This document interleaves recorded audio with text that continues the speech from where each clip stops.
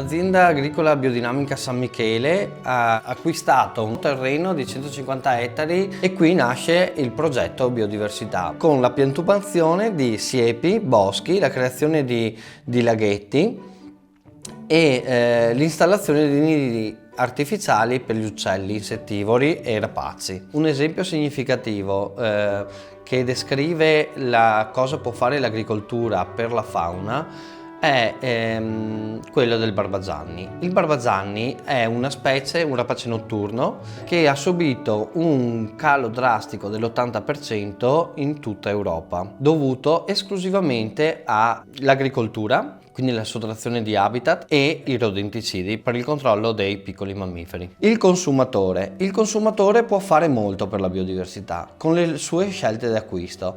Se un'azienda agricola coltiva dei prodotti pensando al mantenimento della biodiversità attraverso siepi, azioni dirette, conservazione delle fioriture, delle erbe spontanee, la creazione di laghetti e collegando gli ambienti, tutto questo poi si riflette nel prodotto finale, che noi lo vediamo in un scaffale, ma che in realtà al suo interno racchiude tutto quello che è stato fatto prima nei campi. Ecco che il consumatore, attraverso le sue scelte, può favorire la biodiversità in campo. Quindi chi può aiutare la biodiversità? Tutti. Sostanzialmente tutti insieme possiamo andare verso un miglioramento che deriva dalle azioni concrete dell'agricoltore, del faunista, ma anche del consumatore e del negoziante. Natura sì.